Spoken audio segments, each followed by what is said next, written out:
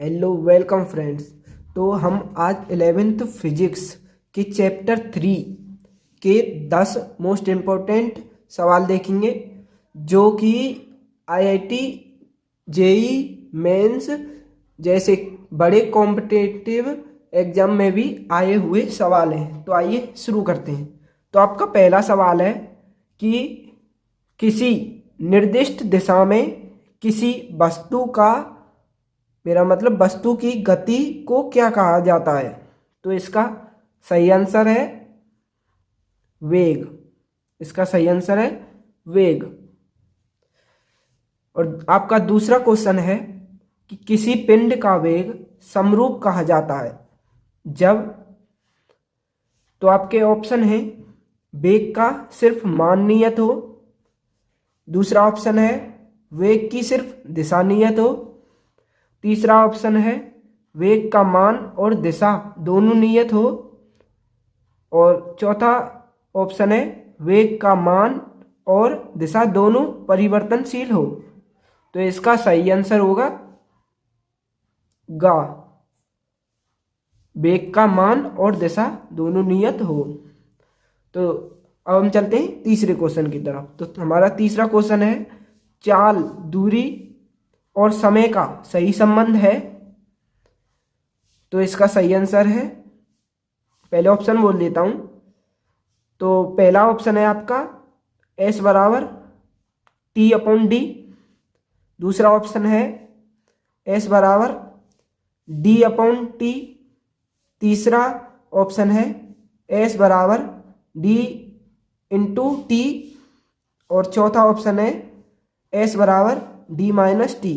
तो इसका सही आंसर होगा D/T, S बराबर D/T। और हमारा चौथा क्वेश्चन है 5 किलोग्राम के वस्तु पर 40 न्यूटन के बल को लगाने से प्राप्त त्वरण निम्न होगा। तो अब बताइए त्वरण कितना होगा। तो हम ऑप्शन जान लेते हैं। पहला ऑप्शन है 8 मीटर सेकंड, दूसरा है 80 मीटर सेकंड, और तीसरा है 10 मीटर सेकंड, और चौथा है 50 मीटर सेकंड। तो देखिए इसका होगा हमारा ऑप्शन का सही है। इसका मेरा मतलब पहला ऑप्शन सही है, 8 मीटर सेकंड। और देखिए अब हम देखते हैं पांचवें क्वेश्चन को। पांचवा क्वेश्चन है हमारा एक भीड़भाड़ वाली सड़क पर एक वस्तु की गति कैसी होगी। तो आप ये सोच सकते हैं। अब बताइए, पहला ऑप्शन है असमान, दूसरा ऑप्शन है एक समान, तीसरा ऑप्शन है वृत्तीय, और चौथा ऑप्शन है रेखीय। तो आप जानते ही हो कि भीड़भाड़ वाली जगह पर असमान गति होगी बस की। तो हमारा का सही है। अब हम चलते हैं अपने 6 नंबर के क्वेश्चन की तरफ। तो 6 नंबर का क्वेश्चन है यदि कोई वस्तु पृथ्वी की ओर मुक्त रूप से गिर रही है तो वस्तु की गति होगी। तो आप बताइए वस्तु की गति कैसी होगी। आपके ऑप्शन हैं का एक विमीय गति, खा द्विविमीय गति, गा त्रिविमीय गति, या घा इनमें से कोई नहीं। तो आपका सही ऑप्शन है का एक विमीय गति। और अब हम चलते हैं 7वें क्वेश्चन की तरफ। तो 7th नंबर का क्वेश्चन है हमारा वेग अथवा चाल का मात्रक है। तो वेग और चाल का मात्रक जो होता है वो होता है मीटर पर सेकंड। तो हमारा खा ऑप्शन सही रहेगा, सही होगा। और 8वां हमारा सवाल है MKS पद्धति में त्वरण का मात्रक है। तो हमारा MKS पद्धति में त्वरण का मात्रक है ये हमें बताना है।